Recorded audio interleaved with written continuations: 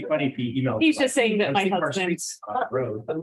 You didn't see the text today, but he's like, and I said, oh. Sorry, it just made it delightful while I was making dinner. I was trying to make you guys laugh. Well, You're going nowhere. You're in. yeah, I'm in. Hot dog. Just no one can watch me drive my car because it is a It- stick shift and I am not good at this. And it was embarrassing. Only the front row is open tonight for the audience. No, okay, I thought I'd try. No, you have to Thought tell I'd them, try. if you want to say something at this public hearing, you have to come up. It's a fair point. Joni, yes, we I stalled. know, You might be right, though. It's up. Do we need to adjust the We're- camera at all? We can. Oh. So we're texting right now. Just put Marie on your shoulders. We should be live right now. But just Or, so you uh, know. OSHA prefers as many to put 2 to 3 employees on top of one another. Okay, so we can start. Yeah. Okay.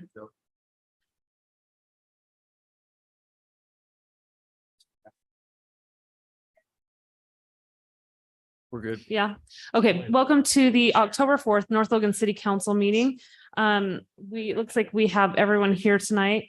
I would entertain a motion to accept tonight's agenda. So moved. Motion by Emily, Second. second by Buzzy, all in favor? I, Any opposed? Okay, that motion passes.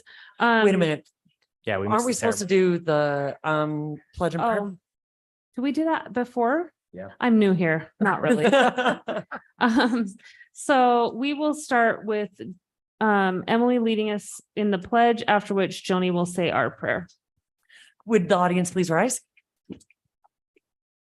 I pledge allegiance to the flag of the United States of America and to the republic for which it stands, one nation, under God, indivisible, with liberty and justice for all.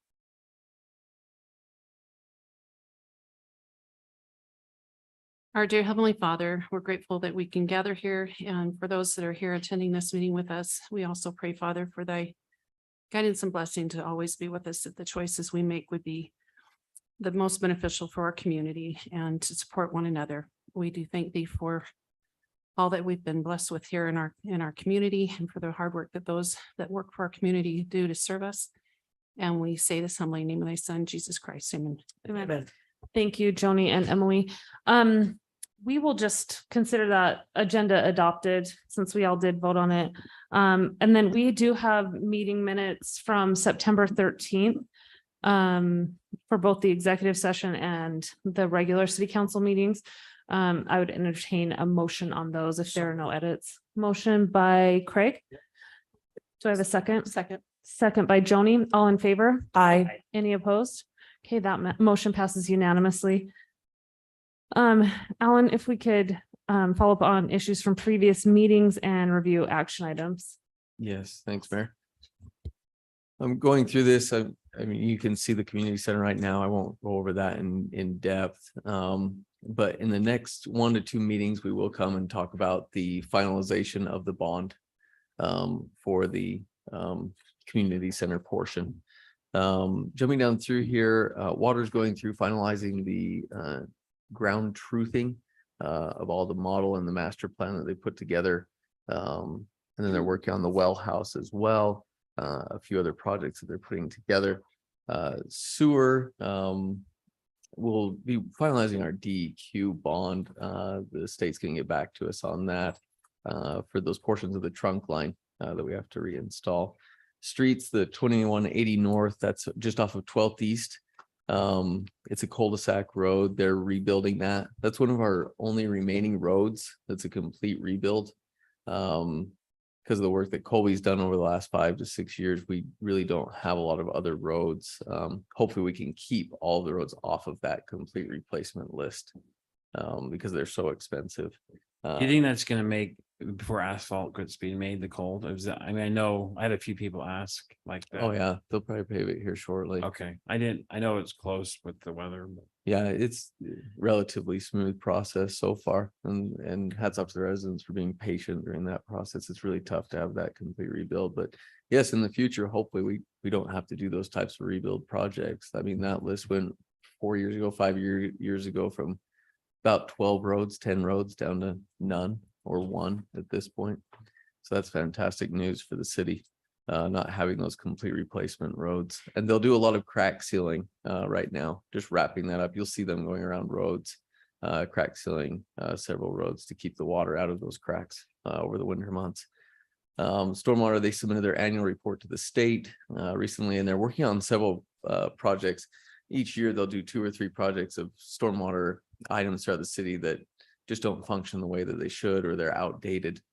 So increasing their capacity across the board. Engineering, like we said, we went through those few different plans. Roundabout, they're still working on the designs with UDOT, shrinking it down, reducing costs is really the 2 major goals right now. Parks, they are working on just finalization of the Meadowview Pavilion designs and bids. And then they've started hauling in all the pumpkins for Pumpkin Walk and the Pumpkin Days coming up. The trails, several different departments helped. I think Jordan helped wrap up a grant for the Bonneville Shoreline Trail for an existing portion where we do have easements and we own the property to get that installed and finalized. And we'll try and get that as far north as we can to join up with the portion that Hyde Park's bringing from the north. And it's fantastic that the 2 communities are working together on that to see if they can complete that. Recreation, they're in full swing. I think they had their flag football under the lights this week at the high school. Always a main event for the kids that they love. They're gearing up for Pumpkin Days, and we'll go over that at the end of the meeting, but all of the upcoming events for Pumpkin Days this week is the Pumpkin Run on Saturday, and then just a full month of events. Jumping down through here,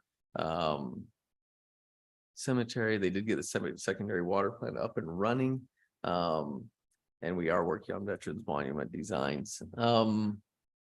Community development, they won't have a meeting this week, but there's a large discussion that will come up regarding SB 174, which is kind of a mandate from the state, a new bill that revamps our entire developmental process, shrinks it down, has less public involvement from the state. So the city has to rewrite the entire thing so we can comply with that process and still try to involve the public and as where we can. So jumping down through here. Alan, I just was gonna mention that I thought it was really comforting that both the contractors that we talked about, the general plan rewrite, talked about confidence in assisting with that process, because it's a huge lift. It really is. It revamps, sorry, Mayor, for not bringing that up. It revamps our complete process. So associated with that, all the applications, everything that a developer has to go through has to be revamped to meet the new state code, which is really minimizing it's supposed to minimize involvement in the city staff, everything else. It's just going to make it more difficult though to go through the process, in my opinion, and have less public involvement, which is not a good goal at any point. So that's one thing that the city's going to push back on, see what we can do to make sure that it's still a good process to go through. Is this the one where the developer can come in and as long as he's meeting all of the zoning and code requirements, then it doesn't need to come through city council? That's kind of the process. It more takes the entire city council out of the process completely. It puts the land use authority on the planning commission and only has 1 meeting total for all of development. So is this something we can involve the community in before so that we have a really decent plan before? That's what we're trying to push back on. The goal of the state is no, Okay, to not have the public involved in that. But we're trying to push back the opposite direction. So jumping down through here, the treasurer, hats off to her. Debbie received the exemplary employee, which we'll go over here shortly, but her involvement in the waste management transition to get everything set up for the accounts and everything moving over to waste management. This week is when that starts. And then we'll talk about the IT RFP as well. Jumping down through, we'll start our audit soon. So the human resources and the recorder will be going through that. And then the summer reading programs are all ended, but we will have a Harry Potter party and we'll go over that at the end of the meeting when that's coming up. And then the fire department, they'll go over some of their calls at the end of the meeting. But they do have the new station 70 construction that will be done this winter. And also we'll work with chief to go over certain ways where we could potentially get a new engine for our fire department, working with Logan City on that. Sorry, I skipped through a lot of things there quickly. If there's anything else you have questions on. Any questions from the council? Okay, then we will move on to the Employee Leadership Award.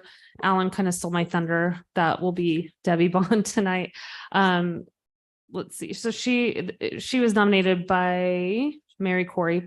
She said, Debbie plays a big role in North Logan City and has recently been helping with the transition to the new garbage service to ensure that it goes as smoothly as possible. The garbage switch has been a little agonizing, but she has been so great at coming up with ideas and solutions to the problems that the office and the residents face. She's very quick to rescue the front office staff when the customers come in and get a little heated, and she always seems to know just what to say and how to calm them down. We would be lost without Debbie, and we are grateful to have her here working with us. I'll add to that because I've worked a bunch with Debbie on this transition to waste management. And I will say that she's also a leader amongst the similar city staff in other cities where she's pointing out issues before they become really big problems. And she's kind of just stepped up as a leader in that arena. So we are really lucky to have her. So let's give her a hand of applause.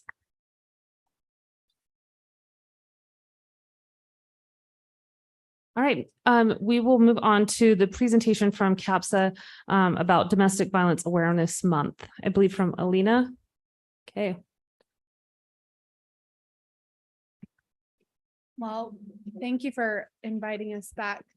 It's really our pleasure to be able to come and talk about what we're working on and the work that's happening at CAPSA. There's been a lot of really exciting momentum, which is always good that people are accessing services, but also unfortunate that people are needing services. And I want to talk a little bit about that as well as just the value and benefit of collaboration. Getting started, I just want to give a run through of our numbers. So last year, CAPSA answered 7,062 crisis calls, which is about 20 average a day, which keeps us busy. And I'll talk a little bit more about some of the calls that are coming in relation to the lethality assessment protocol and that passing through legislature. Additionally, our caseworkers served 1,558 individuals for a total of 5,302 hours. We had 144 support group sessions. We served 527 clinical therapy clients, which is that's a pretty big feat for a total of almost 3,500 hours. And when you look at our therapy program, something that's really incredible is therapy, as you know, almost everywhere has a wait list. It's a resource, it's a service that we could use double the therapists and we still wouldn't meet the need. But at this point, we have 7 full-time therapists as well as 4 full-time therapy interns. So our wait list is relatively short, and we're also able to provide crisis intervention sessions within the same day or week that a client's presenting needing that support. We did 882 youth and business presentations, reaching almost 20,000 participants. And that education and that willingness of community to bring us in to provide that training has had a significant impact. And is part of the reason why we're thinking numbers are increasing. People are often asking, why are the numbers increasing? Is violence getting worse? And I think that there's a lot of factors that play in, but awareness is a huge piece. When people know that there's a resource available, they know where to go for support. And so I would say that I think we have reached more individuals through other people, which is exciting. But I want to spend kind of the majority of time. I want to talk about this crisis line. People ask, how do individuals get connected to CAPSA? And there's a couple of ways. So primarily through our crisis line. In addition to that, people show up at our door needing support. But also people get connected to us through law enforcement. And that's a relationship that we rely on and are super grateful for, and have seen that just really change lives of individuals. I want to share, I'm referring to our impact report, which can be found online from the last year, but I just want to say this one quote from a survivor. She said, "My caseworker was a large part of a small team that undoubtedly helped save my life, brought life back into mine and my children's eyes and gave us hope for the future." And I think a lot of times we talk about our services as we help save lives and change lives. And in the state of Utah, with domestic violence being a leading cause of homicide, we know that we really are saving lives when we connect individuals to resource. And that lethality assessment protocol that I mentioned is part of that process. If you're unfamiliar, that protocol is basically law enforcement connecting survivors to social services like CAPSA. This is something that we've piloted for a long time across the valley, but this year through legislature, it became mandatory. And with that, our numbers for those with those calls have doubled, which is concerning. But like I said, it's also great that people are accessing resources, because that's when lives are saved and changed. In addition to that, something really exciting with our therapy program that we have initiated is we're able to support some level of med management now, which allows for more effective therapy for clients who maybe haven't had access to those resources. So we're grateful for community partners in that. But for the month of October, Domestic Violence Awareness Month, our kind of theme throughout this year has been hope begins with CAPSA. Hope begins when we stand together. And that's exactly what our theme is this year. When we stand together, hope begins at CAPSA. We recognize we can't be everywhere, but you being involved in your networks, whether that's community, your friends, family, business relationships, you're able to connect people to the resource. So we just want to thank you for that. I brought posters like I always do. I also I'll leave some purple ribbons with you. And then I also we found these to be really effective. They're just stickers. They're like vinyl stickers that we're seeing people put just on mirrors or offices or things of that nature. So I'll leave a small stack of those as well with Alan. But do you have any questions for us? Any questions from the council? No, We- just Yeah, thank appreciate you. Yeah, happy to do what we do.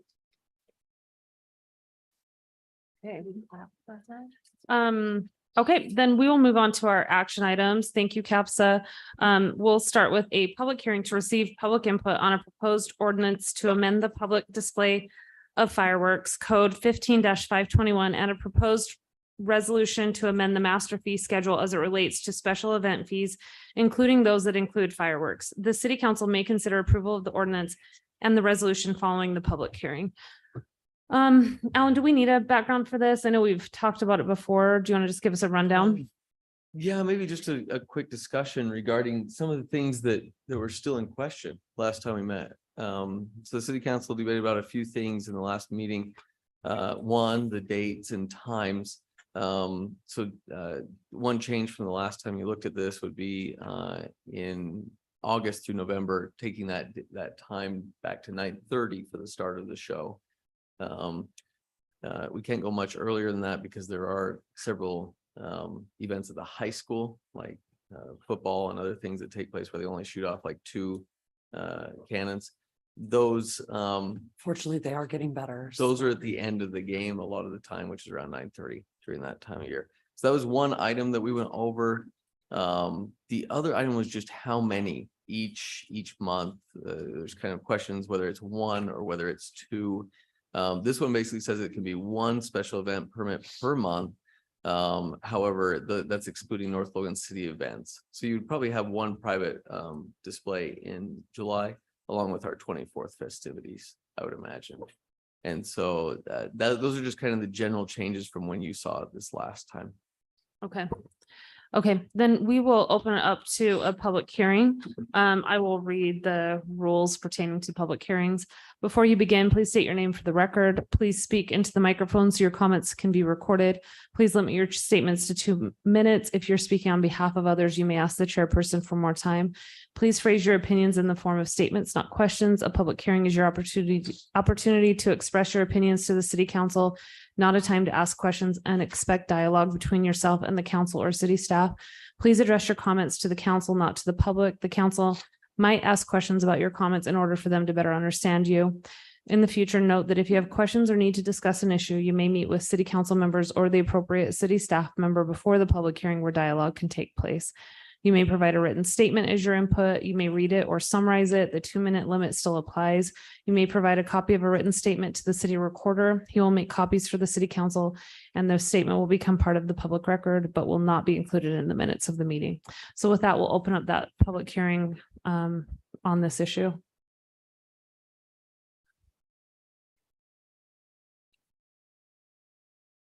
Perhaps I will start. We've received 2 comments via our recorder. So I will read those into the record. The first is from Carolyn Krebs. She says, we have a household member with prior military combat experience who suffers from PTSD and gets extreme anxiety from the fireworks. Also, neighbors who have expressed concern with how fireworks affect their dogs. We don't understand the need for private fireworks shows and are strongly against any fireworks. We live directly adjacent to the park. And then this one from Barbara Middleton. What is the financial encumbrance for North Logan City when private fireworks are scheduled? Thinking about the prep, tear down, fire support, cleanup, etc. How or is this expense covered in the park rental fee for private facilities? Hopefully the city is not losing money on these private events, but rather making money for future recreational activities. It has been incredibly helpful and responsible of the city to notify via phone, text when the fireworks will happen. Please keep doing this, but make sure all citizens are notified. I have alerted some of my neighbors as they had not received the notification. Do they have a sign up or is it automatic? Also, do they have to sign up or is it automatic? Also, if all citizens are notified, bikers, drivers, walkers with dogs or PTSD folks, horse riders, etc., know ahead of time to avoid the park area. Please notify all citizens of these events, not just those who live near Elk Ridge.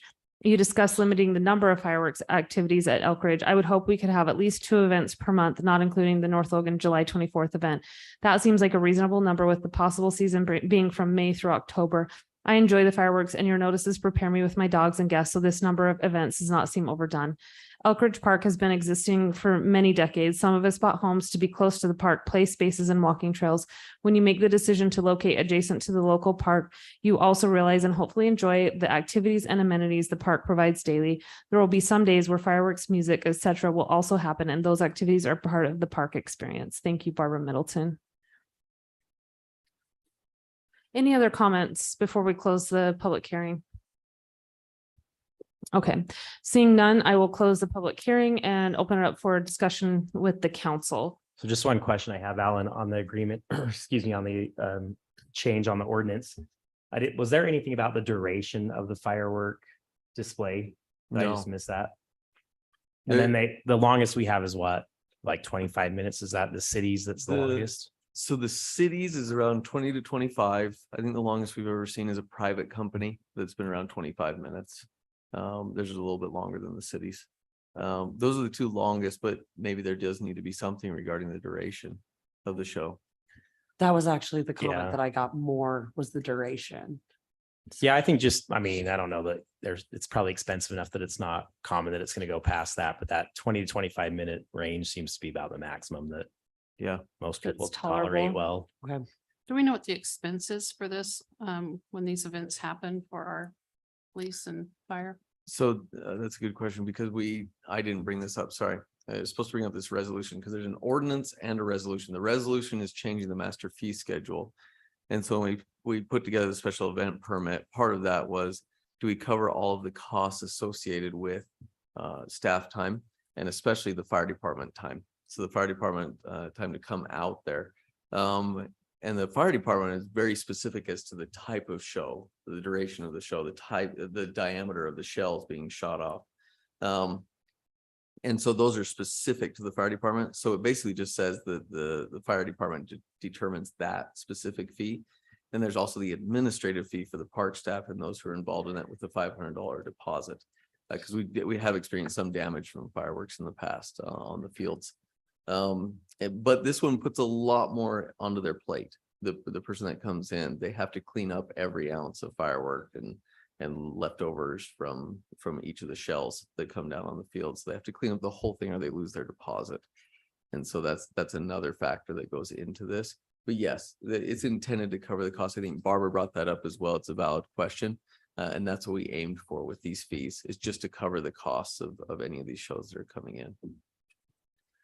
I will just say that I asked this question on my Instagram, and by far the responses that I got were overwhelmingly positive. We had a couple that said that they have pets that are affected by this, so I want to acknowledge that, but I would say I don't know, probably 10% were negative and the other 90% were people who really enjoy it. The other thing that kind of surprised me is that I think for the most part, people would rather over notify. So they'd rather that we send out an email to everyone rather than, look around and wonder what's going on. So I think that that's a point that Barbara made, that it's better, you can at least kind of prepare in the event that that there's fireworks there and you have pets. At least that gives you some time to adjust. So you brought that up, and that's a key factor. That was a mistake that the city made, because we get complaints at the city office when we send out a parlance of people who do not like receiving parlance. Only for a severe emergency do they ever want to receive a parlance. And so we erred on try not to offend those individuals, and we just made a buffer around the area where the fireworks would be shot for 2 or 3 shows this summer. And that was a mistake.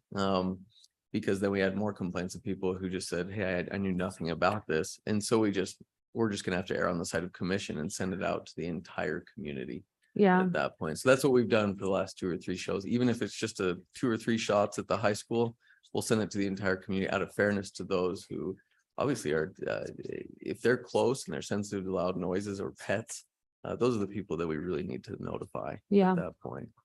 So interesting enough, just a side note on I'm subscribed to Ring doorbell alerts, and during the Green Canyon game, somebody on 4th North asked if somebody else was hearing gunshots, and it was the Green Canyon fireworks. So that sounds well outside of our city boundaries, but overall, I That's like. these quite a- changes. Yeah, That's quite a firefight. yeah, like no, it's just a Green Canyon. It sounded like symbol. a cannon. It did Yeah. not sound like a gun. but- Yeah. Okay. The one thing we did talk about in our last meeting, I didn't see added in here, is the 10-day application window. They need to apply 10 days before. I think it goes back to the special event permit. I Okay. think there's a stipulation in there. Jordan might know. Is it 2 weeks? 3 weeks. So it's 3 weeks. They have to apply for this 3 weeks, a minimum before that. That's just according to the special event permit in general. But good point. Oh, Greg. okay. Is that listed somewhere? I was wondering the same question. That's in the park preservation policies. Oh, okay. Let's see it there. Perfect. So I guess I would say, I think 1 per month is pretty limited, especially if we're accounting for 2 different locations. We're talking about Green Canyon and Elk Ridge. So I don't know if we treat them differently if you do. Anyway, I think that's maybe something that we need to Yeah. talk about. Duration, frequency, and then notice is kind of what I think. It does seem restrictive. However, in the past, other than this year, it's usually been around 1 per month. I don't remember it. This At one both was locations. just over across the city. It's this year that it's just been excessive. It was 2 or 3 in the month of Yeah. July or August, Mhm. late July, early August. Between. I actually Elk would be Ridge and okay with Green Canyon, 2. We had 5 shows. That's, Yeah, there were a lot in August. 5's this probably year. too many. I will Yeah. agree with that. That's too many. I'm okay though with the idea of doing 1 per, because like I live next to Meadowview Park, and so Green Canyon High School would be the people who would host the firework, the event or whatever that does the fireworks. And I'm okay saying that we do like 1 for Elk Ridge or 1 for Meadowview, or 2 a month if they both do them at Elk Ridge, or something like that. I feel like 1 is too restrictive. 1 per month per location would be good. We Okay. figured that. Could we encourage drones as well? Did you look into that? Yes, and we've talked about, I still haven't received cost back, but I would imagine Joni brought up a fantastic point regarding Well, it's just 'cause the I drone thought- presentation, which I thought was incredible. I would imagine you're still probably double or triple the cost to do a drone presentation. As opposed And you to- really can't be prescriptive about that. I think as people come and We can apply. encourage it. We but can can't- encourage. Yeah, I Yeah, don't I don't want to think say we you can have demand to, it. but I think in your parliament into that. message, one thing I have noticed that I've really appreciated, like when you sent the one out about the high school game, the homecoming game, you gave not only a time, but like a rough duration of them. And that I feel like was particularly helpful. I got a lot of positive feedback from my neighbors and friends that they really appreciated knowing how long it would last. Well, that does make the duration conversation a little bit trickier. I didn't think about that because when Green Canyon does that, if they have some unbelievable scoring night, they could Which be is a they could bad be night running for me. fireworks for 2 hours. Can we just tie that It's to like you get a like free total haircut? without interruption, yeah. If we get, Sometimes duration's a Look. little hard because we'll have them filed.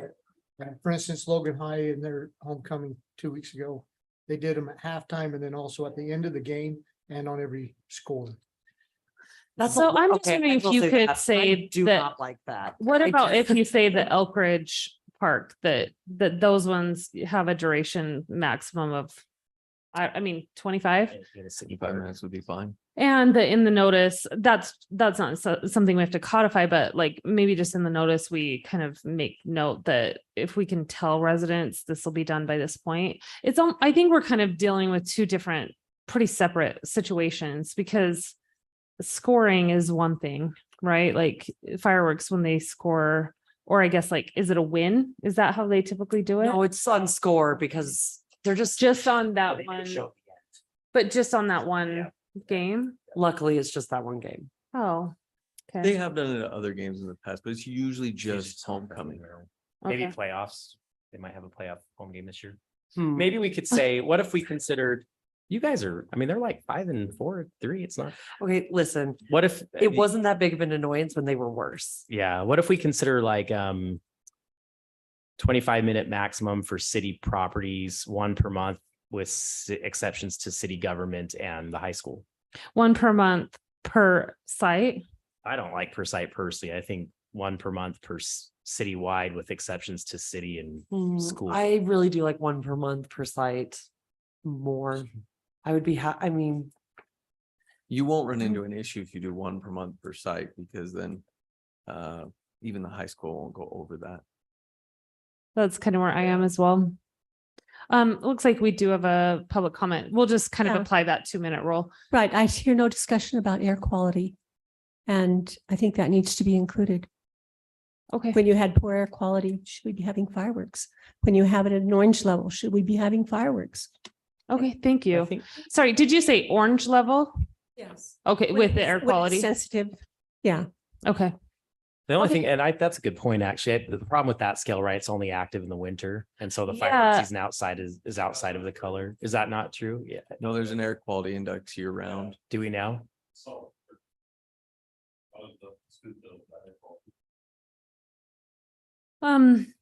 Thank you. I mean, that's something that's worth considering. I think there is still a discretionary element. Is that right, Alan? Like from the fire marshal's Fire standpoint? marshal and the mayor at that point, but Yeah. fire marshal is who it goes to first. And I would imagine that that would be a temporary moratorium, not so much like a. I don't want to make this so clunky that we're, it's 5 pages of if this, then this. Because I think it's important, I think it's a good point to maybe address that, the air quality. That if that is an issue, that chief, you could say, I don't recommend this, or if the conditions are too dry, I don't recommend fireworks shows at this point, or it may impact costs. Is that fair to say, chief? Okay. So I'm trying to just maybe get a sense from the council if you guys feel ready to move on this. What I'm hearing is a cap on duration of 25 minutes, 1 per month per location, and Buzzy noted that you're thinking just 1 per month period. I'm not really. It's fine if I'm consensus with the council on that. Okay, citywide notification. And then what about limits on when, like a curfew almost? I think that's. Did we what talk about that? Yeah, That's they can that's in start there. no that's later. in there. than I'm the- just trying to make sure that we're kind of encompassing all of the changes. Yep. Yeah, go ahead. Tyrell Rupp, just a quick kind of question associated with the frequencies or how many allowed. How does the city handle liability with external parties associated doing these things? I can answer a portion of that. It's in the ordinance down here. When they come in, anyone who's coming in has to have a $2 million coverage policy of insurance when they come in to have a show within the parks. So it couldn't just be some random individual or person that really likes fireworks. We like to keep that to individual residences. That's also part of the packet that the fire marshal reviews is they have to provide us with their liability insurances. And they usually provide $10 million on their liability insurance as a Okay. shooter. Yeah, thank you. Okay, so if we, Alan, is that enough to go by with this to say duration 25 minutes, 1 per month per location, citywide notification? Is there anything else that's up in the air that we need to? Those are the 2 notes I have for things that could change to the actual ordinance. I don't see any changes that you're talking about regarding the resolution itself. Okay, So just for keep the that in fees. mind for the fees. Okay, But yes, you'd want to clarify that in your motion. I think air quality, still matters as well. Just doing some quick research, so I can't see that the state defines colored days during the summer. So there are monitors out there. I don't know how we would achieve that. If you watch some weather reports, the thing is Cache Valley can dip into the yellow during the summer. It's Yeah. usually a green in the summer. Hmm. Obviously, during the inversion season is when we are not reaching attainment. During the winter, it's very difficult in the Cache But I'm Valley thinking about winters. like Alan, those smoke days in August that we didn't have this year, that were Yeah. miserable Oh, last that's year. true, would like hate when to there are see a fires. fireworks That's what show. rolls through and we hit those yellows. Is there a way, So- because I do like the there's- idea of saying when it's in There's 2 orange. different things when you monitor the air conditioning. There's the PM, which is the particles in the air, and then there's the clearing index. The Mhm. clearing index is how high the smoke can rise before it levels off. If you see a fire from across the valley, it goes up and levels off. For recreational fires, that has to be at least 500 feet. And the fire department, as we approve these fireworks shows, we take a look at that and make sure the clearing index and the PPM is in a good shape. for it. so that's part of your review already as Oh, fire. okay. Okay, That's good to know. that's great. So great point to bring up. I'm trying to say- Yeah, if you could bring that up quicker, that'd be great, Craig. Okay, well, that sounds good. So are we ready to make a motion on this with those clarifications? I still have some stuff I'd like. to Oh, look okay. into. And I don't know if I can get that answered tonight, Yeah. but there's a couple of things here I would like to personally look into. So I don't know that I'm ready tonight. Me personally. I mean, I agree. I'd So rather when see- you, do you want to bring those up currently, Joni, or?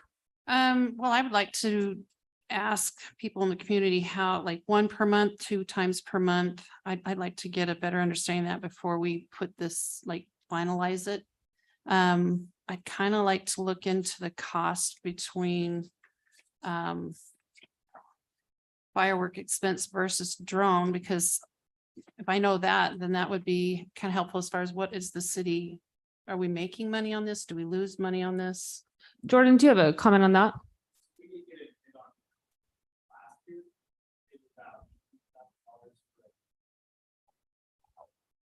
So that's about 3 times as expensive. How much is fireworks?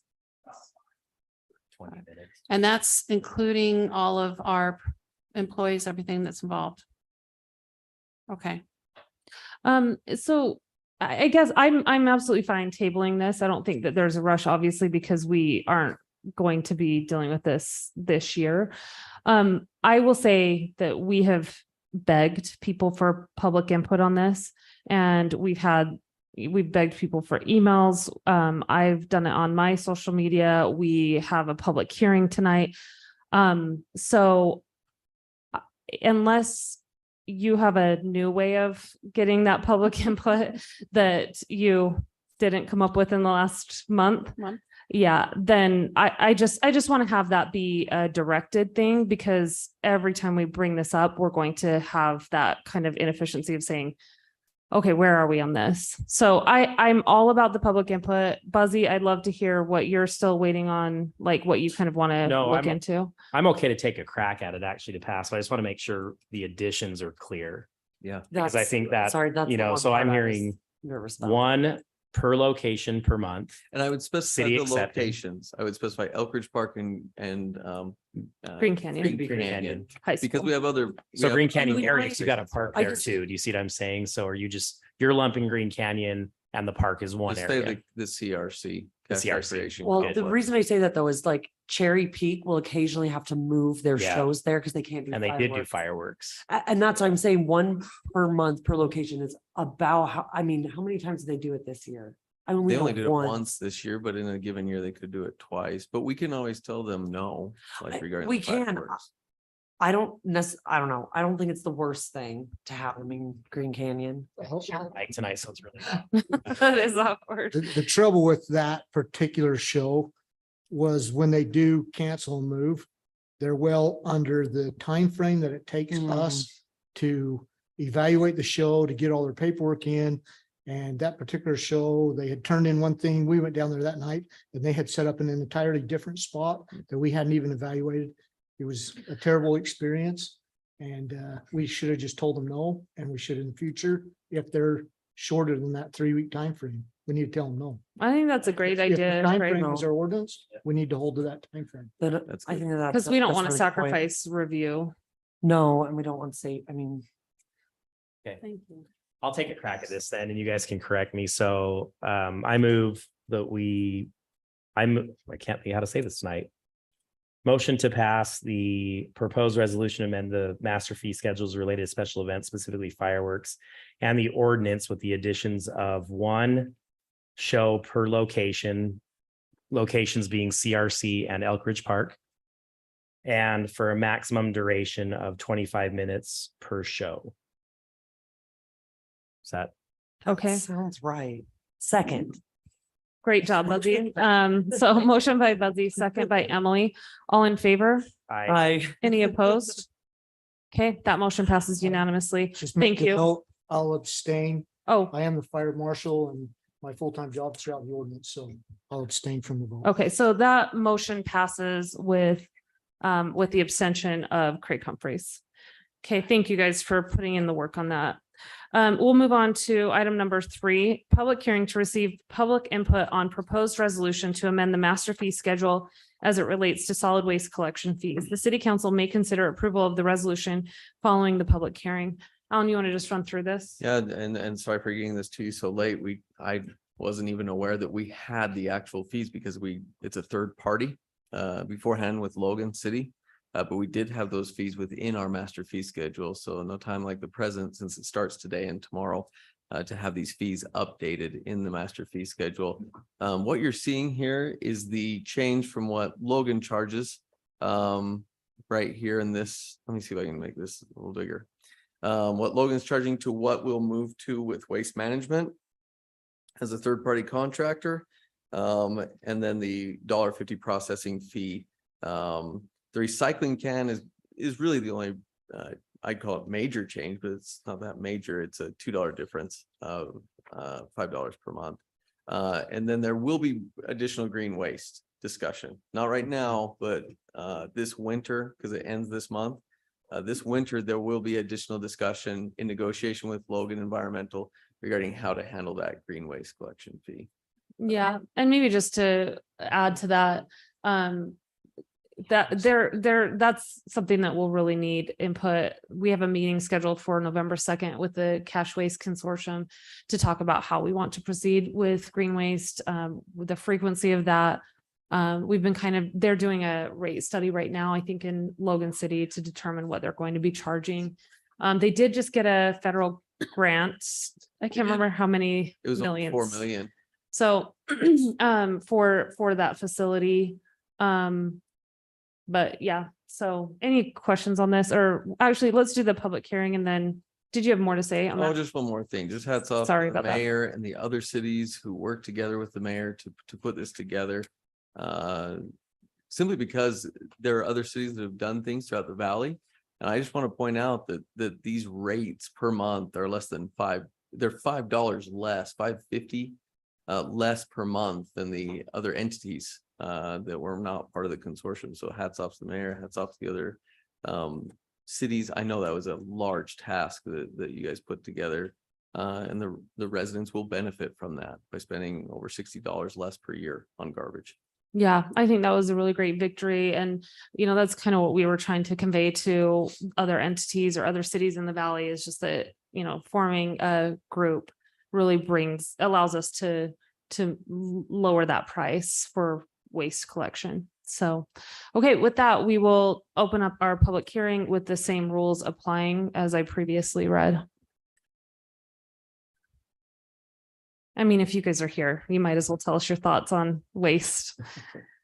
Okay, well then seeing none, we'll close that public hearing. Council, any questions on this? I guess, how long do these prices hold? Is it a yearly evaluation or do they sign it for so long? We have a 5-year contract with Waste Management. They can propose an increase based on market factors like if there's an extraordinary situation with gas prices, et cetera. One of the reasons that we didn't go with one of the haulers is that they had a built-in fee that would have on day one been tens of thousands of dollars. Waste Management has communicated to us that they want to be here long-term, so they want to make the CWC happy. And so, they may propose that. I know that Logan City is going to be raising their prices. So that's something that we've encountered quite a bit is people who are like, I just want to stay with what we had. We all want that. I would have vastly preferred to spend my time elsewhere over the last 18 months, but it's just not something that exists as an option right now. Mr. Flandreau. Yes, hi, Dave Flandreau. I'm a resident here in North Logan. Just a quick question is, are the green waste can and the recycle can optional? So recycling is not, green waste is. Okay, so with the, are they recycling? Yes.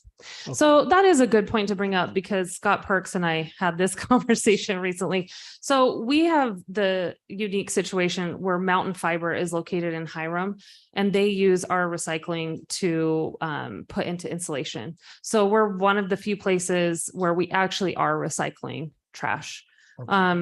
I mean, they do reject some amount, and I think that's something that we'll probably be talking about in the future, that it's important to rinse out containers and to only put things in your recycling bin that actually should go there, not styrofoam, not glass.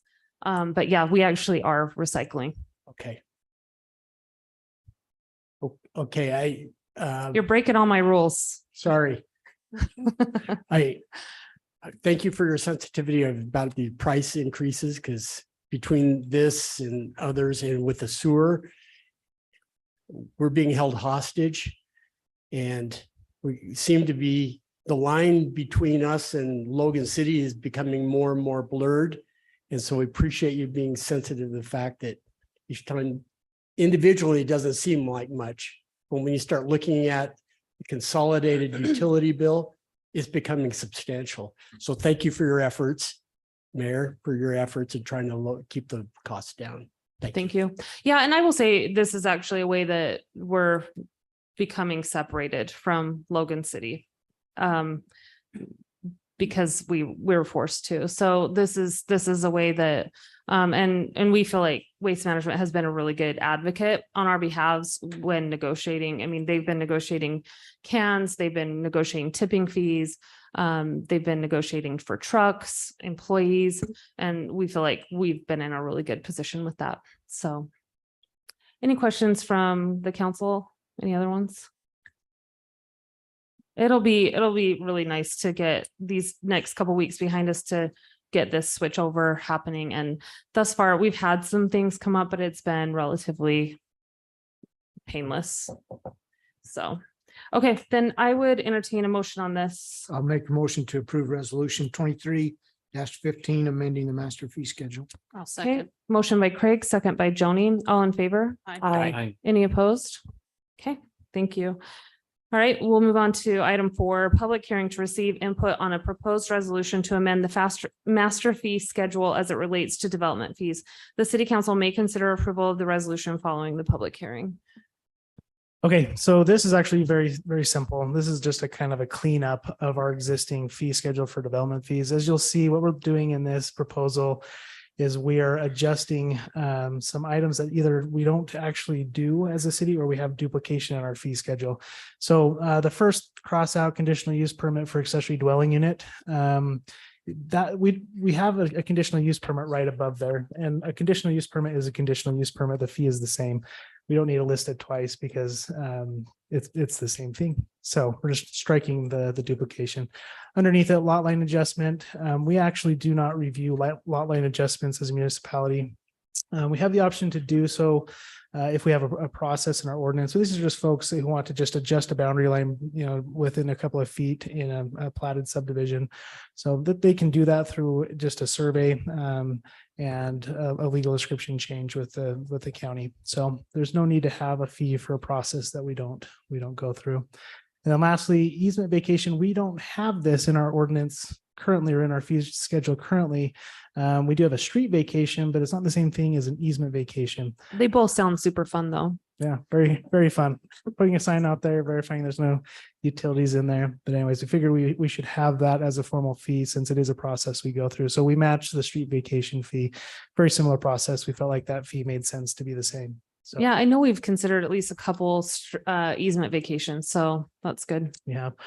So this is just cleanup for now. We probably will have a few more amendments as we go through this SB 174 over the next couple of months. So we'll probably revisit this in a little bit. Okay. Okay. Any questions from the council before we open it up to public hearing? Okay, then we will open up that public hearing with those same rules applying.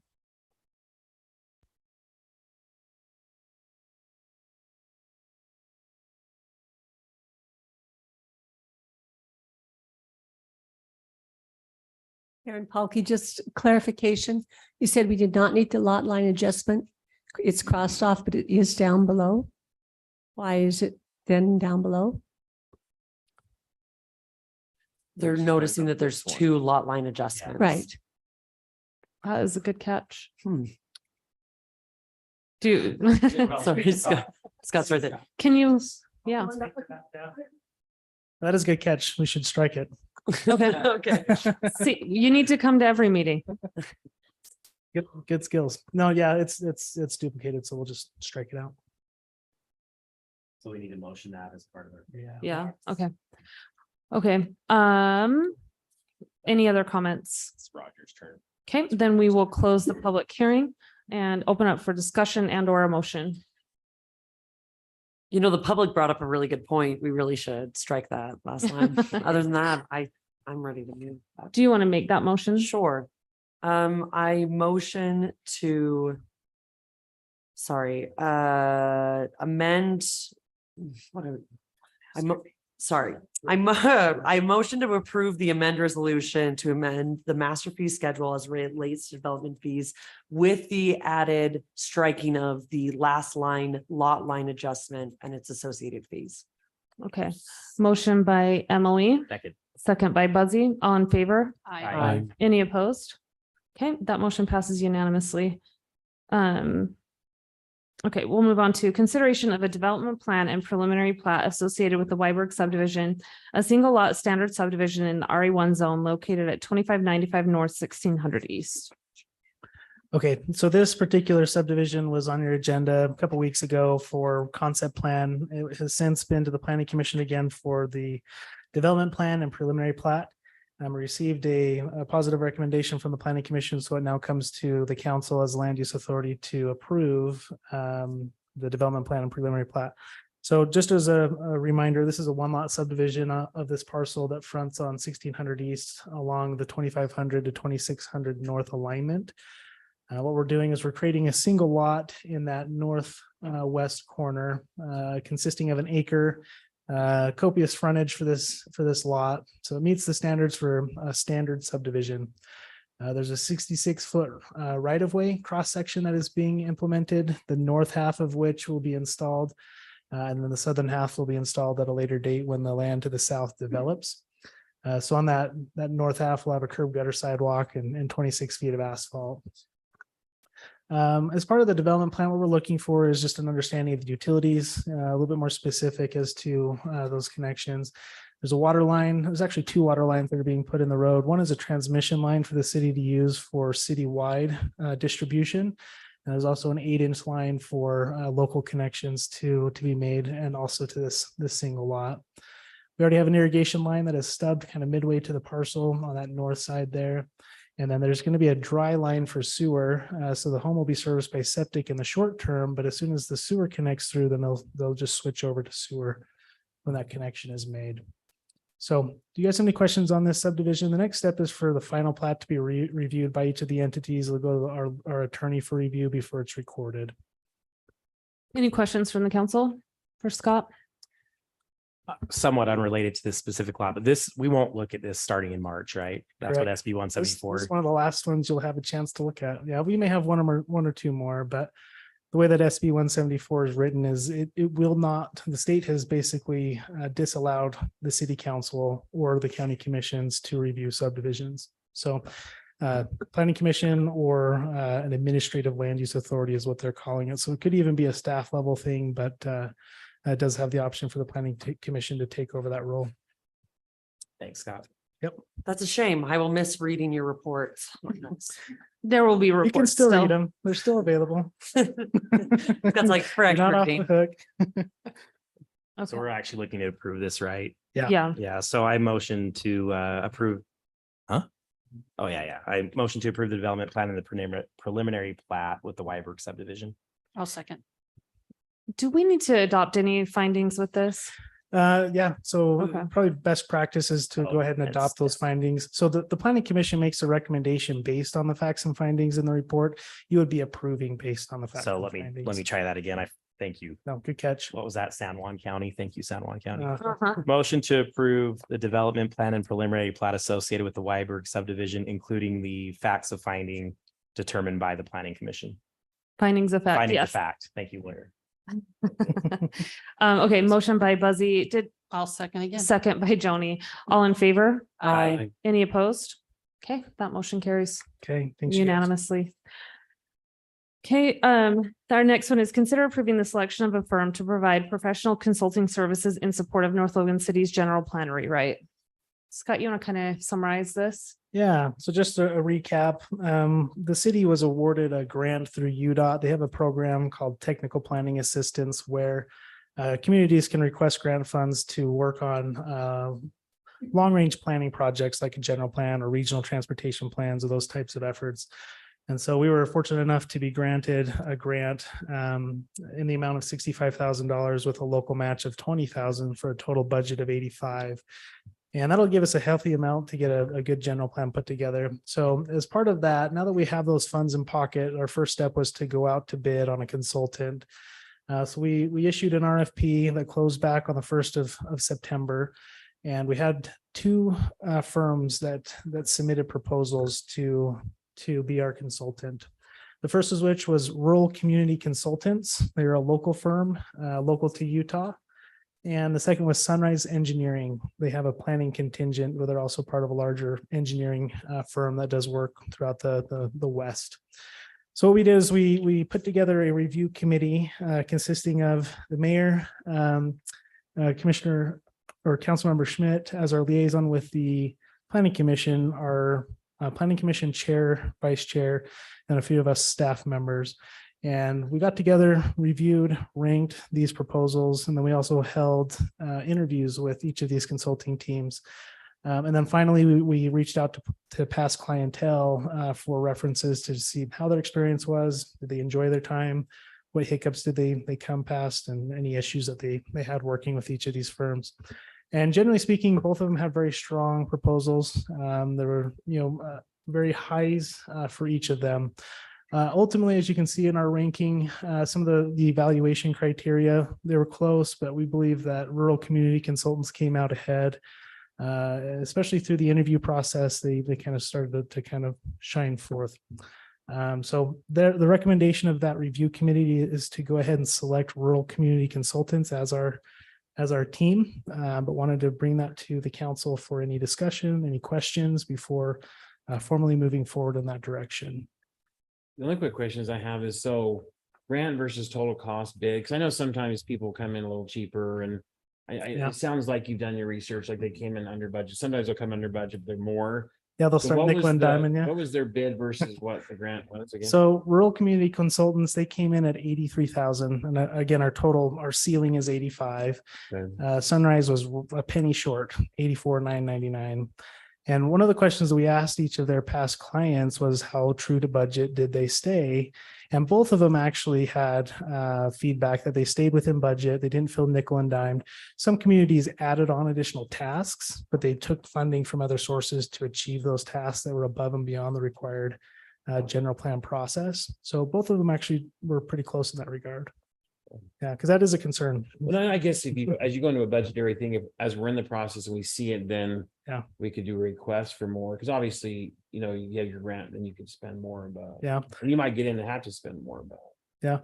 There are certain things in the RFP, we said specifically, any firm that is able to show added value, whistles and bells, things that they can add in for more bang for the buck, we would look at as, a favorable part of their proposal. And they both came to the table with a few items that we thought were, beneficial. But at the end of the day, we're going to get a general plan that meets state code, addresses, our primary concerns. And if we find that there's things along the way that we would like to add, we'll have to find additional funding for that, of course, but you can always add, change orders and, expand the scope as we feel necessary.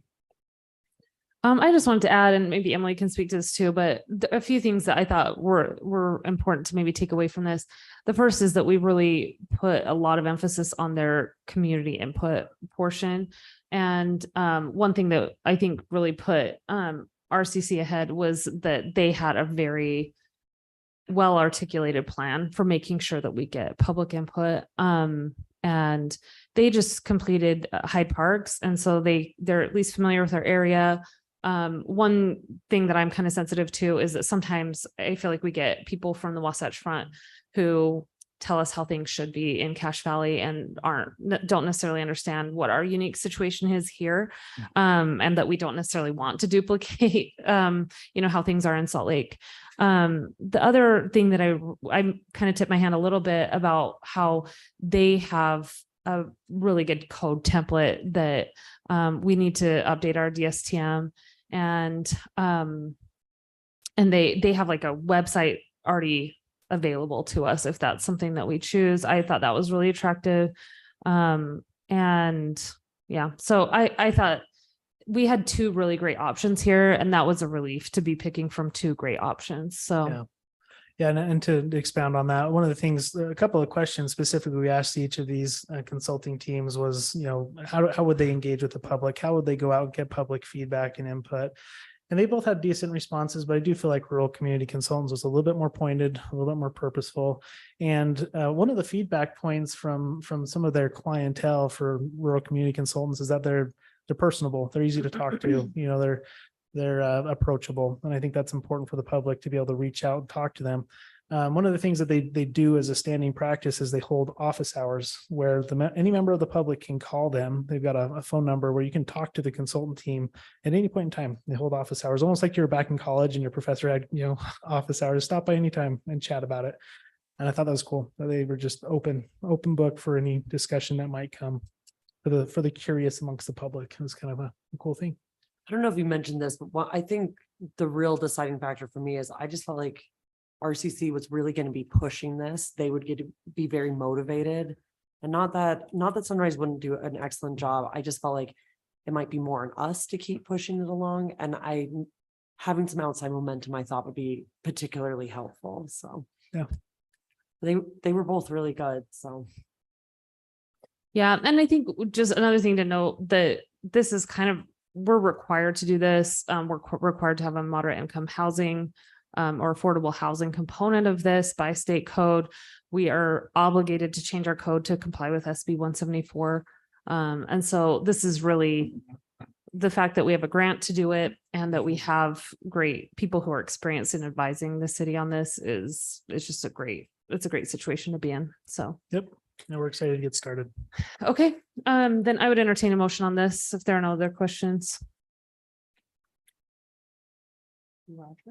I'll make a motion that we approve the recommendation of picking, I keep forgetting their name, I'm bad. RCC. Rural Community Consultants. That we approve Rural Community Consultants as the firm to conduct the master fee rewrite, A general plan rewrite. general plan. Here's what I heard.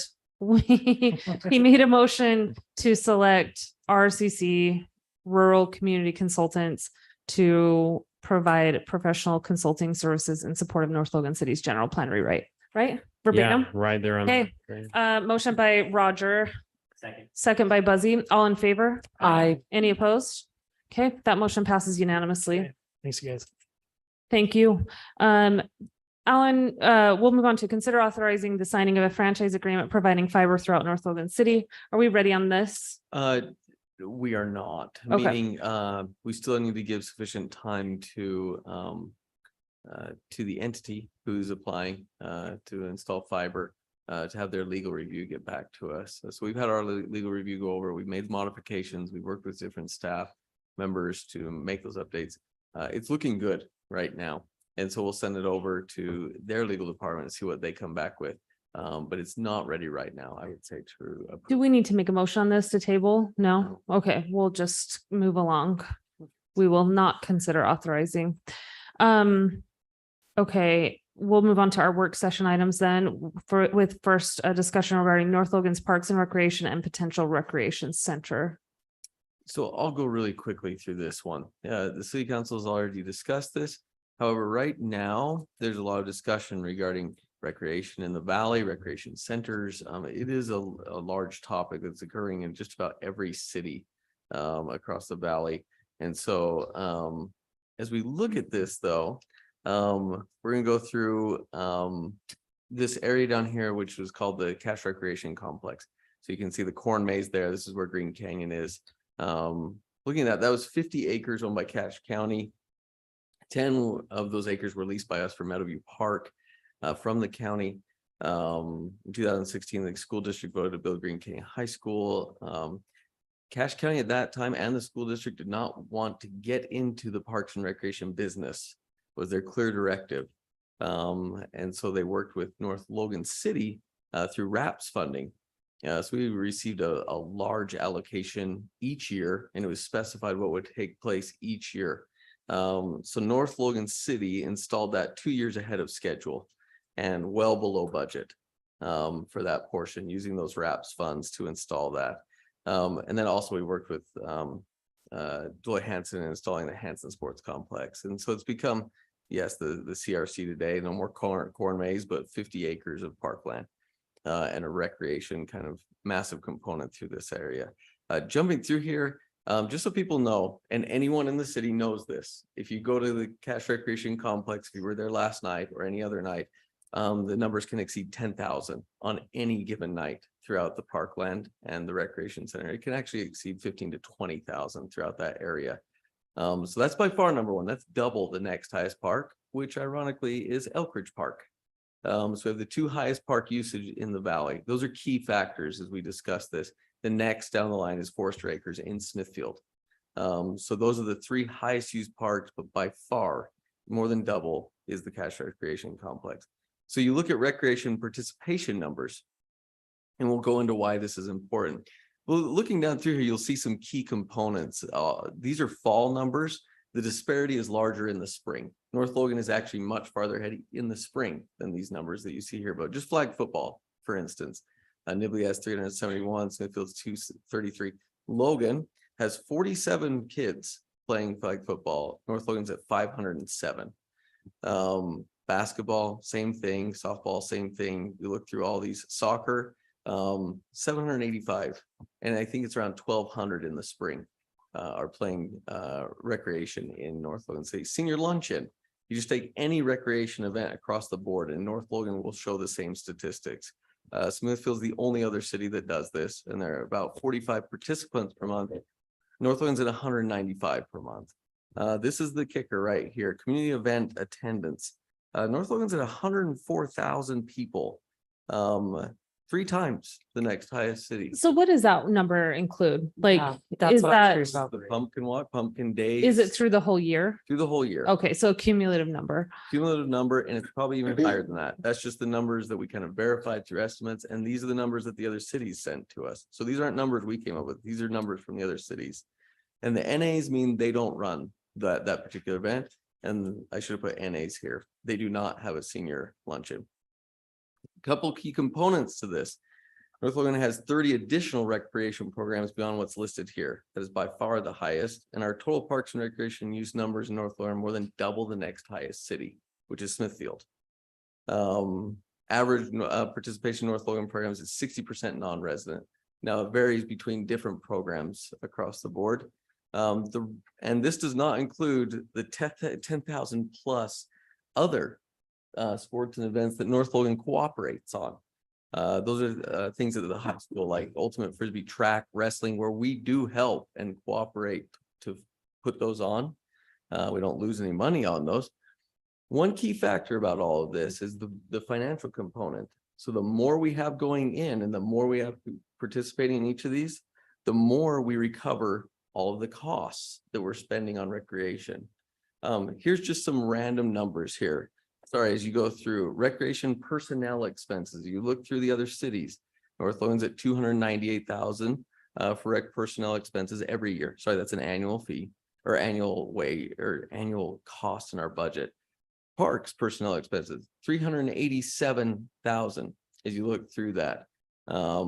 So yes, those seem high, but as you look through those numbers above, they are the lowest out of all of those cities. Now, here's the important part when you look to the right. Irrigated parkland acreage, 122. The only one that's higher than us is Logan. Non-irrigated open space, North Logan is much higher. So our total overall is the highest in the valley. But then you look at maintenance personnel cost per acre. That is one of the lowest in the state, if not the lowest in the state. Spending $1,000 per acre that we maintain is by far the lowest in the valley. No one's even close, and one of the lowest in the state. I don't know of a city that's lower than that. Can you just speak to how you got the numbers for the personnel expenses? Like, where did you draw those numbers from? So the reason I only included personnel and parks is not because I didn't value all of the other numbers. North Logan is the only city where you can pull up the budget and see all of the numbers. So we have all of those in the budget. You can pull them up. You can see every single number down the board or across the board. These other cities, you can't. They have most of the numbers. Logan, I can only get personnel. I can't get anything else. But the other cities, I can only get certain factors, and they put their other budgets like capital and other specific capital budgets. So it's not apples to apples. But wages is apples to apples as you look through this. Mm-hmm. And so that's why I picked that component. If you do the parks budget in general, it is massive for these other entities, much higher than North Logan's, for a third, a quarter, or a tenth of the amount of parkland that they're maintaining. The reason I bring that up is because of the efficiency. This is why we're bringing up recreation and parks in North Logan. The cost on capital. Now we're getting into what do we spend on capital? The Elk Ridge Pavilion, we spent $60,000, which was a RAPS grant. They paid for that. What other cities paid for that exact same pavilion in the valley? $220,000. Restroom, $65,000. Other cities, $190,000 in the valley. 2 turf fields. These were fully donated through donated funds. $800,000 is what it cost the city to put those in. What other cities paid? This is specifically high schools. For each field is $1 million. So they spent $1 million on one field. BMX course, we spent $22,000 on ours, and adjacent city spent $315,000. It's the exact same acreage and similar features in those parks. The way we do this is by being, it's kind of a threefold thing. We're extremely conservative. And when we go out to spend, we really compare costs. The staff aids in the installation, which reduces the cost significantly, and other major grants and donations, which North Logan has received the most in grants and donations for parks. And so I'm just jumping through things that tie into a much larger question. Sorry, these are other factors. We collaborate with other entities. Jesse has extremely high values in focusing on fun and family recreation. He lives by that motto. So, but all of these things go into keeping North Logan's net costs down. I need to make that certain everyone knows that.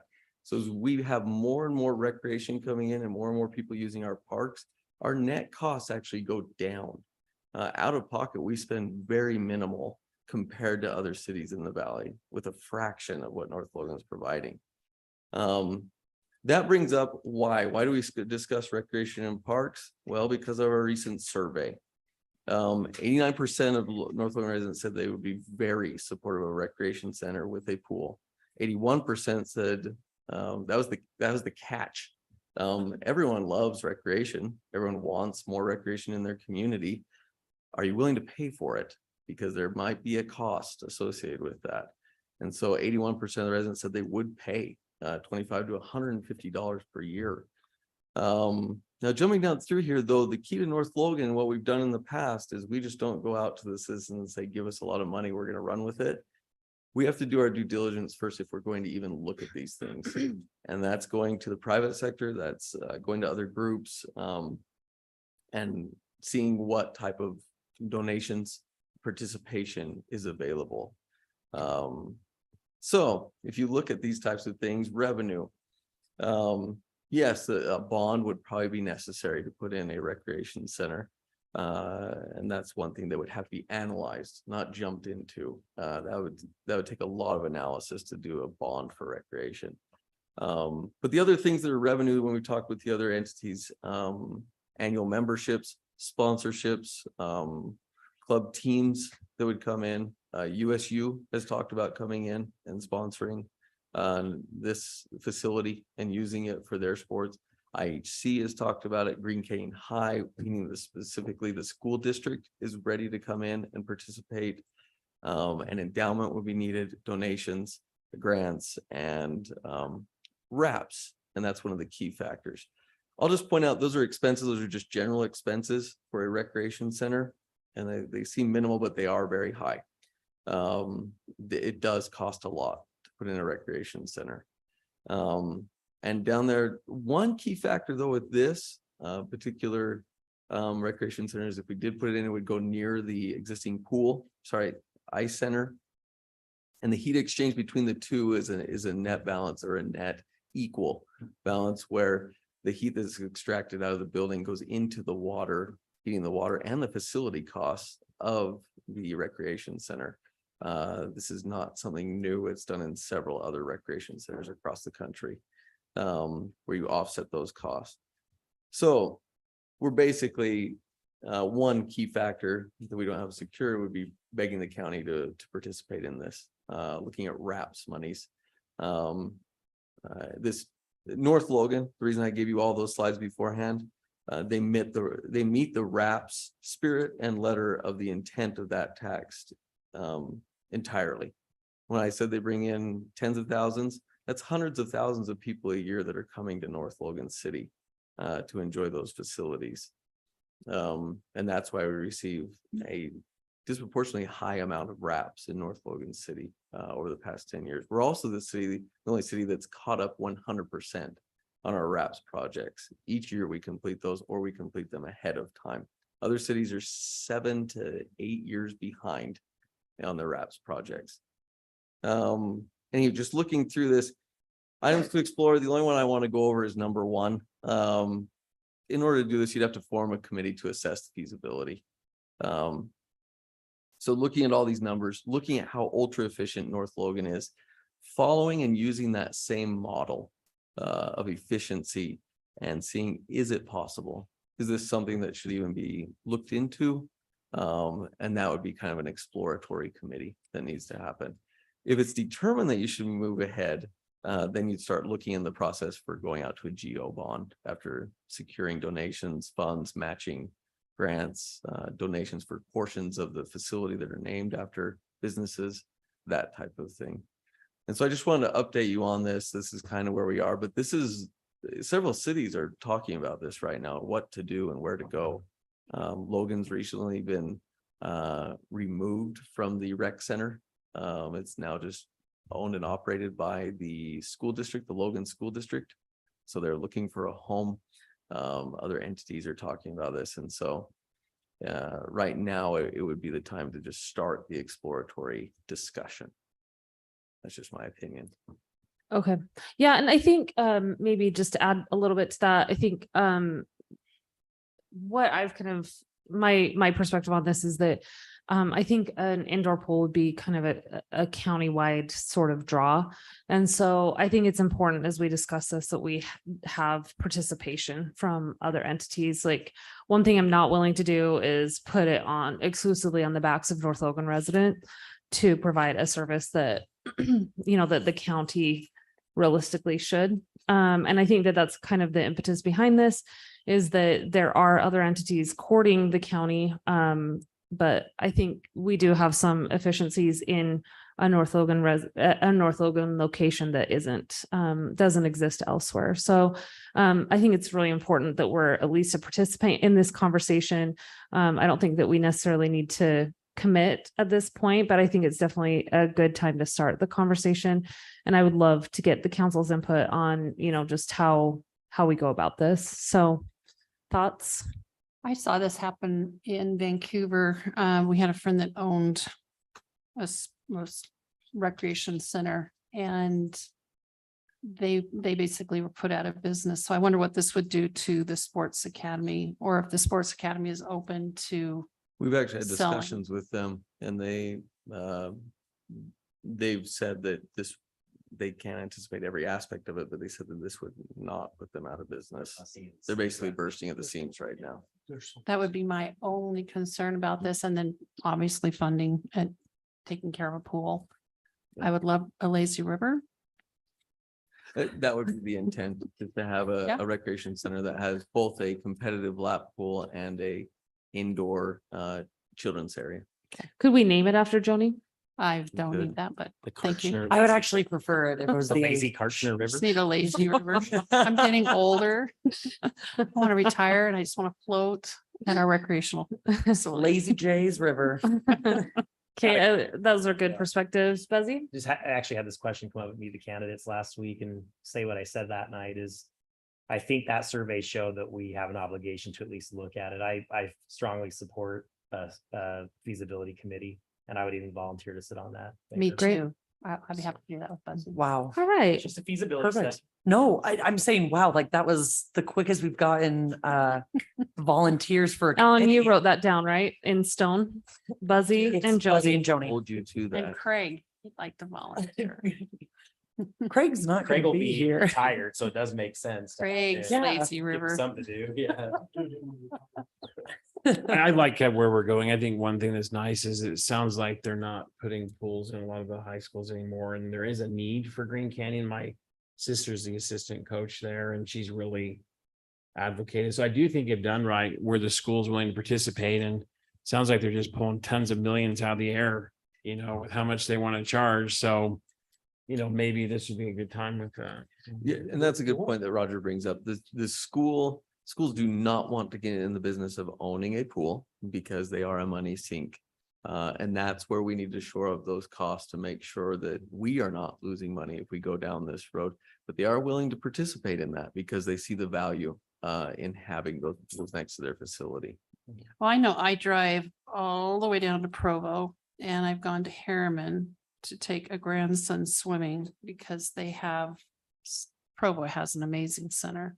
There's That's what I would comment. If we are gonna do it, I think the location is prime because when the ice arena went in, it was discussed pretty heavy then why we weren't adding a pool next door anyway, just because of that trade-off in the heating back and forth. So I remember those discussions when the ice arena went in, and it probably is the prime location of all locations to do it. If you're gonna do it, that's where to do it. How's our parking look right there? So we would, there's land around there that North Logan owns as part of the 200 East project. And so we would expand parking into those areas on the south and on the north of that facility. Yeah, I mean, I want to move forward with this. I definitely think it's something to do.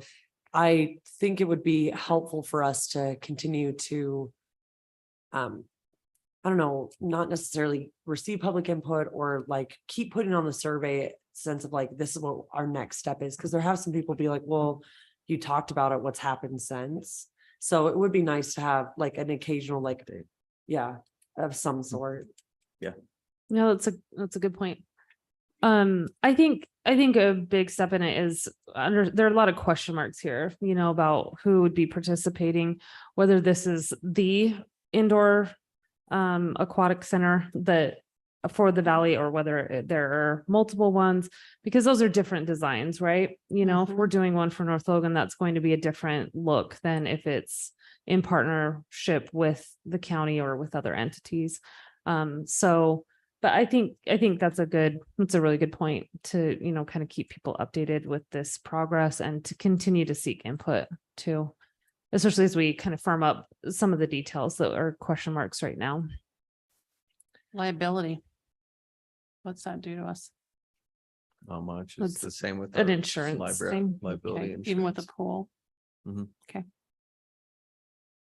Joni with the insurance questions tonight. I like it. Just got. Okay, any other input? That wasn't a burden, that was. No, not from you. Oh, okay. I've been, just jobs I've Oh. worked on. I'm like, liability really matters. Okay, then we will move on Insurance. to updates about water capital improvement projects.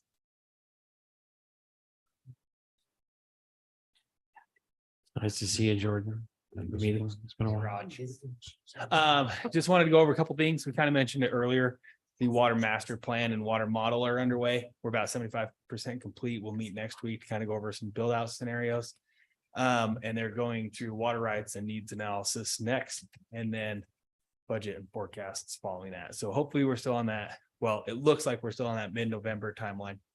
The 2500 North water line, like Scott mentioned earlier, we've been meeting with contractors, getting that lined up to start construction in early November. Well House 5 is well underway, building walls, plumbers are on site, and they're putting the roof in. The water conservation plan made it to October, so we're good to go. The canals will be shutting off October 15th. And so we'll start sending out some more reminders to start throttling back irrigation water. We've already seen, or culinary water. We've already seen a lot of people not irrigating this last couple weeks, so that's been great. The treatment plant, we're getting back some of the opinions to bring it back up to code with the Division of Drinking Water and finalizing plans on that with a engineering firm called Hazen. So, and we did apply for that DNR grant for that upgrade, and I'm not 100% sure when we'll hear back on that, but I'll keep you posted. Great. Any questions for Jordan? Thanks. Okay, updates on the Civic Center. I think I gave a lot of the updates at the beginning of the meeting. In that, the thing that we're doing right now is we're finalizing the CIB bond, what we need for the issuance of bonds. And just setting that date. So we've been in communication with the CIB, we've been in communication with Zions Public Finance, which is the financial advisor for them. And we've just been finalizing those dates and also designs. So there's some preliminary designs that have been put together for both the library remodel and the community center, and just finalizing a lot of those details.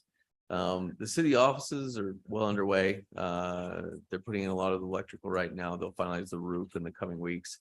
Then they'll start on the interior of the building. I think they're prepping right now in addition for the parking lot and all the, so we can actually tie in the parking lot and 6th East in order to finalize the building when it does get completed.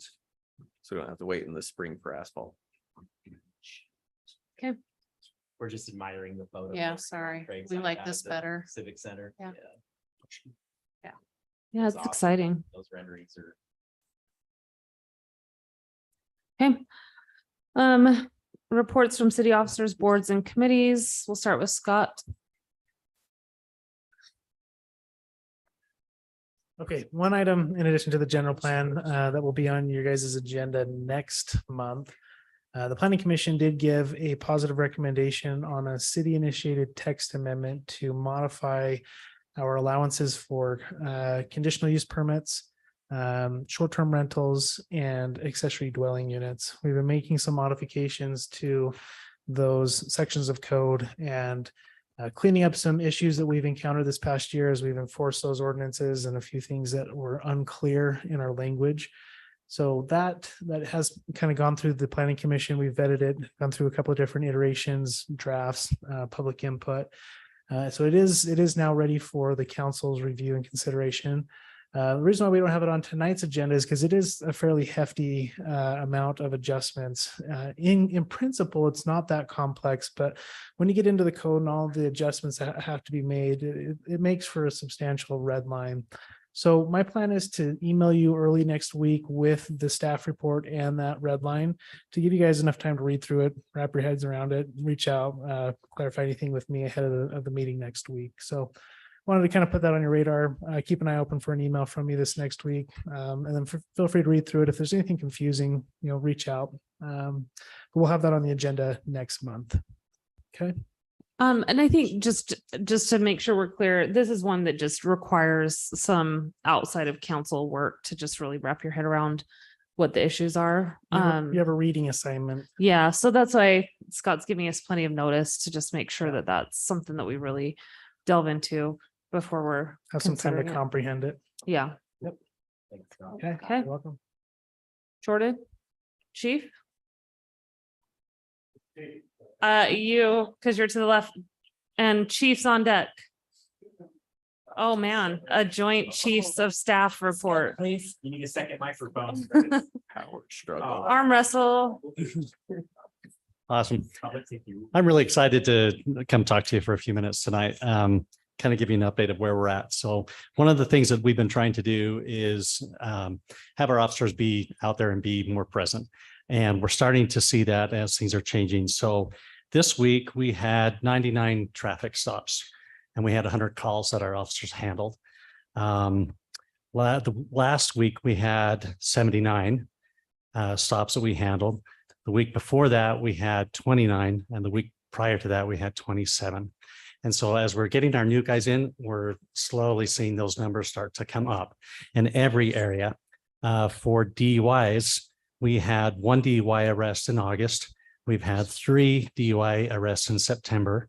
And of course, we're just starting October, so I'm excited to see those come up as we get into it. Currently, right now, we have 1 patrol spot that's we're trying to fill and 1 detective spot. Out of the people that we have, 2 of our new officers are in the academy. 1 graduates in November, 1 graduates in December.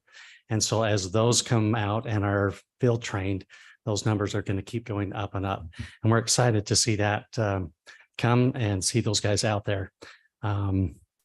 With that, we also have wanted to kind of float this out there to get the city council's feedback on this. Every year, North Park Police have been responsible for the Shop with the Cop. That is a tremendous event. We have a lot of people that come to that. Last year, we helped 32 kids with that. When the cops come, we have a breakfast that we help have breakfast with the kids there. And then we do an escort down to Walmart. And there's one cop that's lined up with 1 child, and they go and do their shopping. The problem that we've run into historically comes at the end of the shopping when it's time to gift wrap. Last year, that was our big hurdle, was trying to get everything gift wrapped. And so we'd like this year to maybe throw it out to the city council and to our youth councils to see if there'd be any interest in joining us and supporting that initiative, that help there. It's December 9th, Saturday. That's a great idea. We think that would be a really great effort. We want to keep this going. And again, North Park PD has been the one agency that's kind of historically managed that and helped make that happen for these kids. We want to keep doing that. What time? We'll get them some sacks. That's our biggest lag, it seems like, when we're at that event, is trying to get all the kids, those 32 kids with their gifts wrapped there. What time is that? So that's usually in the morning. We usually start at 8 o'clock in the morning for the breakfast, and then we meet up, do the parade, or not the parade, but the escort down to Walmart with the lights and siren and everything. But you just want us for the gift wrap. Yep, just for the gift wrap. And so when would that be? Like, More than likely, that would probably be around 9:30-ish, okay. something 10. like that. But we could, as that gets closer, we'll update and make sure that's the correct time. Okay. but Yeah, I think that'd be great. that would be Love to be fantastic. involved. Oh, and then the last thing I wanted to just talk about in the newsletter this last that came out in October, my message from the chief was about the new policy change with the lockouts. And I just wanted to review that real quick. So in the past, our officers have responded to calls when a citizen has locked their keys in the car or need help unlocking it. And we've done that in the past. What we are seeing now is that we're one of the only agencies that actually provide that service anymore. And part of that is because of manpower. Part of that is because of the new technology in the cars with anti-theft technology. When a guy gets in and tries to pop the lock or the door handle, there's actually some liability there. And we're seeing some cars that have been damaged because of that. Part of the concern as we look at this too is response time for the officers. That lockout is typically falls to the lowest priority for calls of service. And sometimes our citizens are waiting a long time before they actually get there and are able to help them. And so with the change that we're doing, unless there's a life form that's in the vehicle, a vulnerable adult or an animal, we will still respond and take care of that and open the cars for them. Beyond that, we're asking that the public or that our citizens contact either their insurance or their or a lockout company, locksmith, to do that. And that's partly to make sure that we're utilizing our resources well and that the officers are where they need to be for these type of calls. Are there any concerns or questions on that as we put that out? Okay. Okay, that's where we're at. Okay, Thank you. thanks, chief.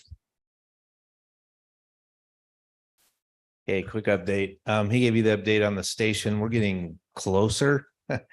Our target date is 1st of December. And so we're trying to plan or get prepared over the next month or so to plan a hose uncoupling ceremony and maybe even do some open house days beforehand. So we want to maybe do some specific ones for councils that want to come and That'd be see super it, cool. themselves.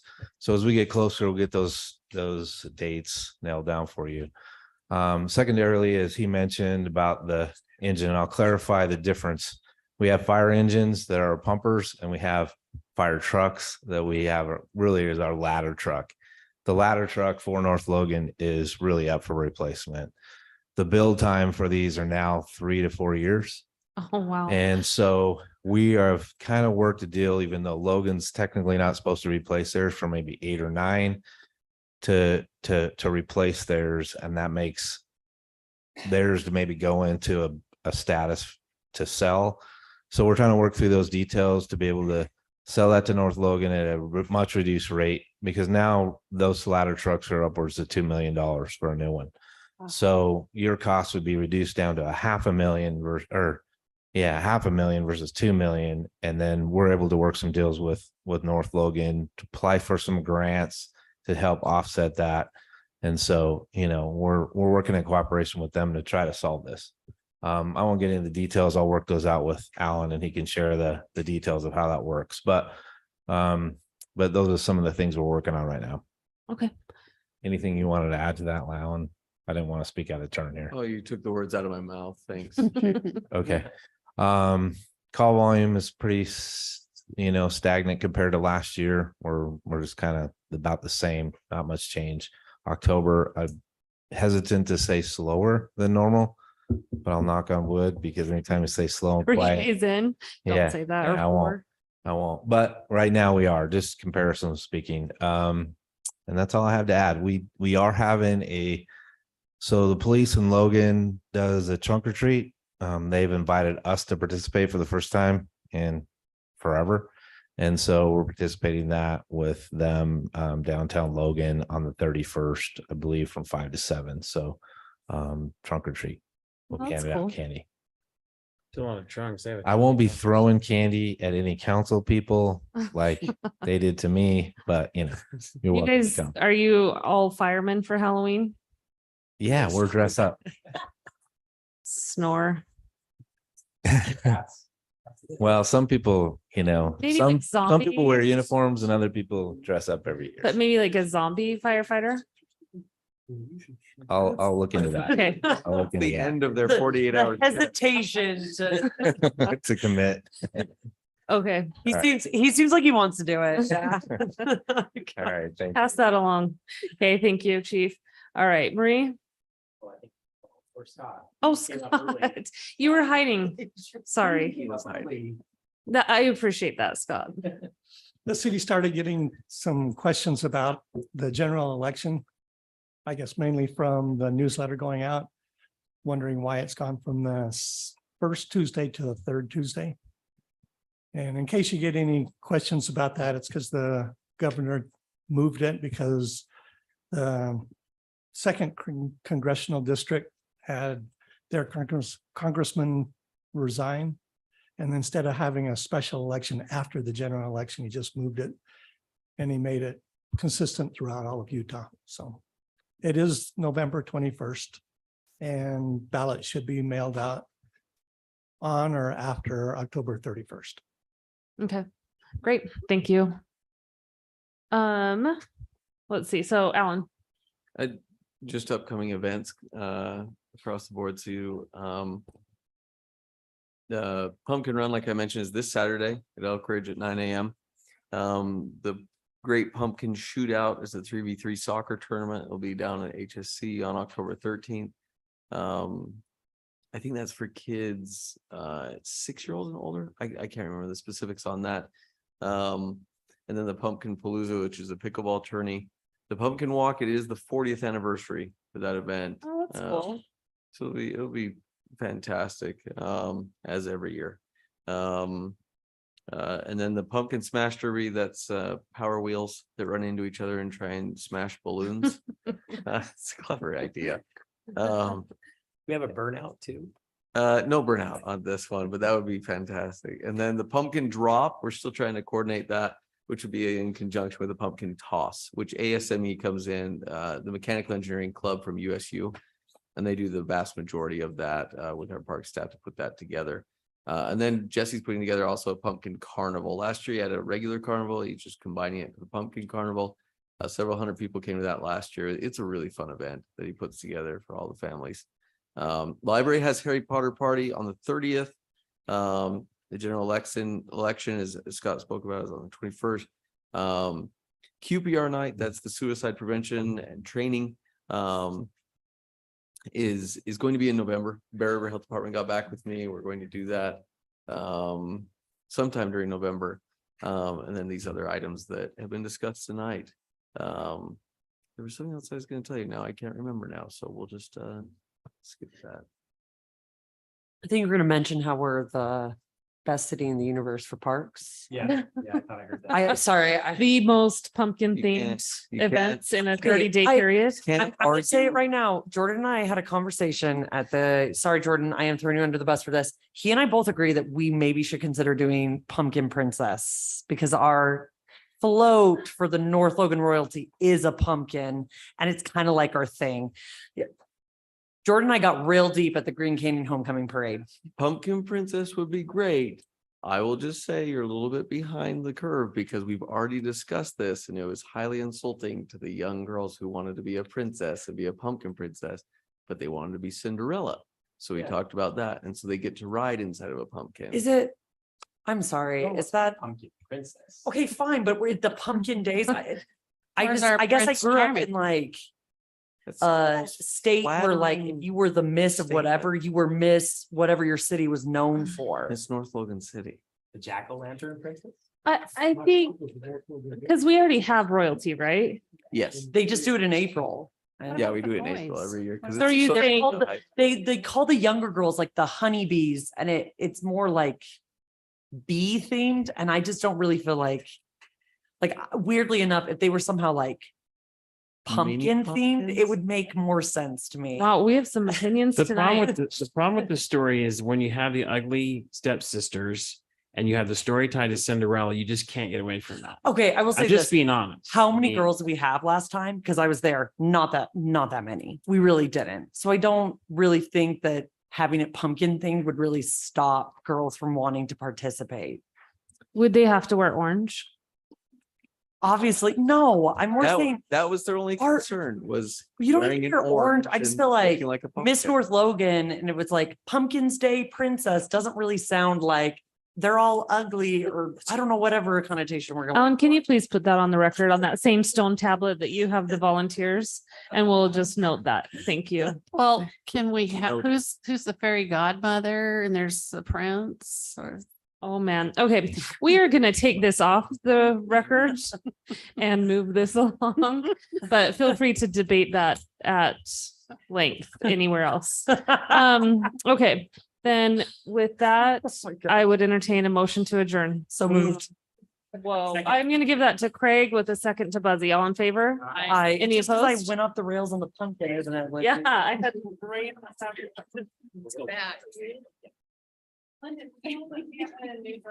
Sorry. Oh, you made the hire? Yeah. Did. I heard it was down a couple. Oh, nice. Yeah, he is currently at Utah State. Where we going? Great. Oh, yeah. You were on the text. Client who's so.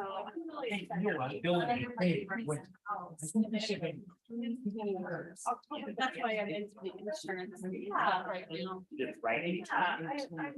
Anyway, but. No, see, I'm making it so now that he's going to. Yeah. Feel that. Good night. Yeah. Like, thank you for the final. Good night. So, yeah.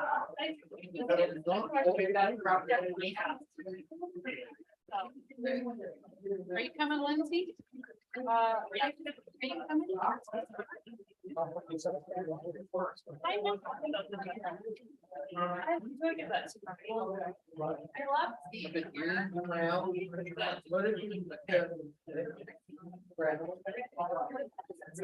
Hey, Scott, I was talking to you, sorry, but I was talking to you about.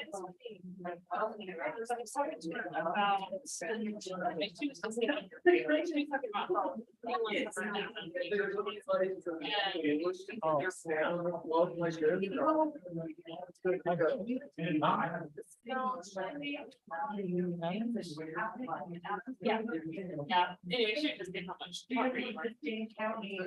just thought I'd talk. Yeah. She's talking about that, and then the lady was or like. Like interstate scholarship and it's getting, like, well, I will say, what's got on the case to an outage of the whole neighborhood. It's a hothead. I'll say that to you. A lot of people want to know what that is doing. No, I don't need to start eating about it all. So. Thanks. Yeah.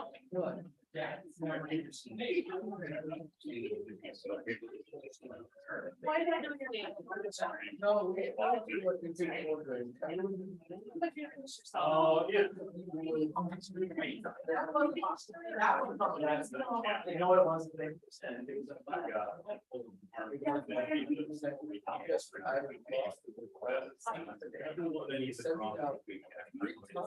No, I No.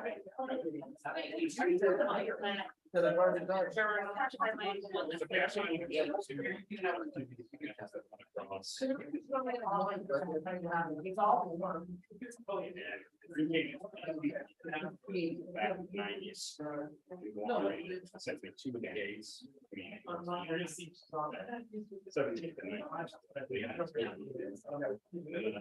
any case. They provide two head gates to us, we have all the water. You know. I got my own business to be the president of 11. I relate so much to that. In any case, part of what you're interesting is there was the previous president was making a lawsuit with. They've added a fee where they assess waste measures instead of shares. An irrigation board or water board. Statement within citywide that does anything that way. No, but. He's probably be the best one to talk to about like if there's any. What's interesting is North Logan City gets a lot, so city offices currently, and they, well, and they get their through our funds. So there is a vested interest there, but